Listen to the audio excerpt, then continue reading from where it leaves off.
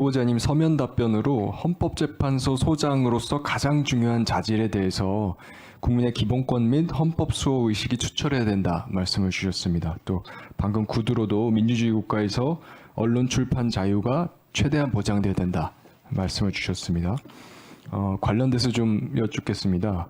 오늘 아침에 언론 보도를 보니까 이런 내용이 있었습니다. 1989년도에 한 출판사 압수수색 그리고 주인이 연행되는 과정에서 영장 없이 압수수색이 이루어졌는데 그 이후에 후보자께서 압수수색 영장과 다른 영장을 발부해서 사실상 덮어줬다라는 취지의 의혹 제기 기사가 있었습니다. 혹시 어떻게 된 내용인지 좀 설명해 주시겠습니까? 우선 그 기사는 제가 여기 국회에 와서 네. 그런 기사가 있다는 것을 들었습니다. 네. 들었는데 사실관계는 솔직히 전혀 기억나지 않습니다. 만약 그런 보도대로 보도 내용 사실관계가 뭔지도 제가 정확히 모르겠습니다만은 방금 우리 존경하는 이탄 의원님 말씀처럼 연행된 이후에 영장이 압수수색이 먼저 이루어진 다음에 영장이 압수수색 및 발부됐다. 연행. 예. 아마 담당하는 판사는 몰랐지 않았을까 싶습니다. 그런 사실이 있었던 것 자체를 담당하는 판사라면 후보자들 말씀하시죠. 예. 그걸 알고 발부하지는 않았을 거라고 저는 추측합니다. 그러면 모르고 발부하셨었다라는 취지의 말씀이십니까? 그러니까 사실관계 자체를 지금 정확히 기억을 못합니다. 89년의 일이기 때문에. 제가 조금 더 말씀드릴 테니까 한번 기억을 좀 더듬어 보시죠. 한겨레 신문 89년 4월 11일자 당시 기사입니다. 이날 인천시경은 압수수색 영장 없이 5개 서점에서 166권의 책을 압수하고 인천시 남구 도화동에 있는 만두리 서점 주인 김용환 씨를 연행을 했다. 그런데 그 이후에 인천지방법원 이종석 판사로부터 압수수색 영장을 발부받았다. 이렇게 돼 있거든요. 예. 기억이 안 나십니까 그래도? 예, 기억이 나지 않습니다, 실제로. 제가 하나만 더 말씀드릴게요. 이 당시가 노태우 정권에서 소위 이제 출판사와 서점을 대한 공안 탄압이 있어서 굉장히 국민적 비판을 받았던 시기입니다. 그래서 출판사 서점만 195차례 압수수색을 하고 책을 4만 5천 권 압수하고 출판인 서점 관계자 44명이 구속이 됐습니다. 그래서 그해 국정감사 때도 국회의원들이 이 영장이 이렇게 남발되고 사법부가 오공화국으로 회귀하면 안 된다라고 하니까 행정처장이 의원들의 충고를 국민들 목소리로 받아들이겠던 이런 큰 사건이었거든요. 근데 전혀 기억 안 나십니까? 예, 기억나지 않습니다. 그러면 최소한 확인하셔서요. 저희 오후에 질의할 테니까 다시 답변을 좀 충실하게 해주십시오. 예, 어떤 확인을? 이 사건의 사실관계에 대해서요. 사실관계에 대해서요? 네. 그리고 본인께서 지금 말씀하신 게 모르고 했을 것 같다라고 추측성으로 말씀하셨는데 그 추측의 진위에 대해서 좀 확인해 주십시오.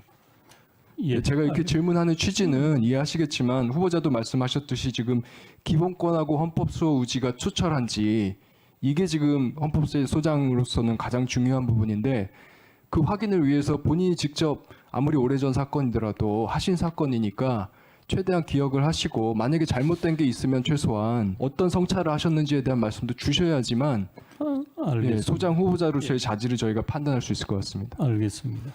관련돼서 좀 여쭙게요. 지금 최근에 방심위에서 가짜뉴스 심의센터라고 하는 걸 만들겠다고 해서 논란이 되고 있습니다. 근데 논란의 포인트는요. 기존에 우리가 가짜뉴스라고 했던 허위 조작 정보뿐만이 아니라 언론 보도 그 중에서도 방송을 지금 심의하겠다라고 하는 내용이 들어가 있어서 지금 논란이 되고 있거든요. 이게 지금 방심위의 보도자료인데 여기 이런 표현이 돼 있어요. 불명확한 내용을 사실인 것으로 하는 방송. 이것도 지금 심의하겠다라고 보도자료에 명시했거든요. 이거에 대해서 후보자님 어떻게 생각하십니까? 조금 전에 말씀드린 것처럼 그런 언론의 자유를 침해하는 이제 뭐 행정 권한의 어떤 행사나 이것은 적절하지 않다고 저는 생각합니다. 네, 굉장히 우려가 큽니다. 이게 해외에서도요. DSA 실천 강령이라고 하는 그 중요한 권위 있는 강령이 있습니다. 여기도 허위 조작 정보에는 언론사가 취재한 기사는 포함되지 않는다라고 명시가 되어 있고요.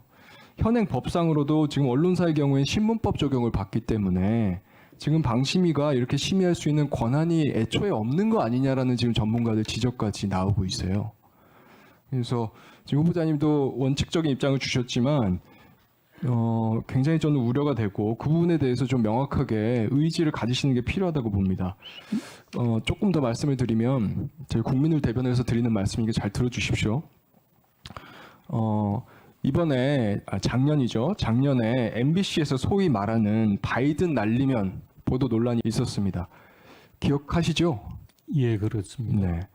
그 당시에 이제 앞에 비속어, 대통령께서 직접 하신 말씀인데 앞에 비속어가 섞여 있고 뒤에 바이든 쪽팔려서 어떡하나 이렇게 자막이 나갔는데 이것을 대통령실에서 가짜 뉴스다라고 규정을 하고 그 다음 2022년 11월 9일 달에 MBC 기자를 전용기 탑승 불허 조치를 했습니다. 그 공권력을 행사한 것이죠. 그런데 언론의 보도가 과연 가짜 뉴스인지 아닌지 이것을 권력을 가진 사람이 스스로 판단을 해서 공권력을 행사해서 당사자한테 불이익을 준다. 이거는 지금 헌법 21조 2항에서 원래 금지하려고 했던 언론에 대한 검열, 이것에 해당할 수 있는 여지가 있어서 언론 출판의 자유를 위축한다라고 하는 굉장히 큰 우려가 되는 사건이었습니다. 그것과 지금 가짜뉴스 심의센터가 만들어지고 이 가짜뉴스 심의센터에서 방송 언론 보도까지 또 심의하겠다라고 하는 것은 지금 하나의 연장선 산에 있는 것이기 때문에 국민들로서는 당연히 우려할 수밖에 없는 상황이고요. 지금 방통위 내부에서도 계속 비판이 나오고 있습니다. 방통위 지금 방심위 직원 4명, 그다음에 방심위 팀장 직원 11명 전부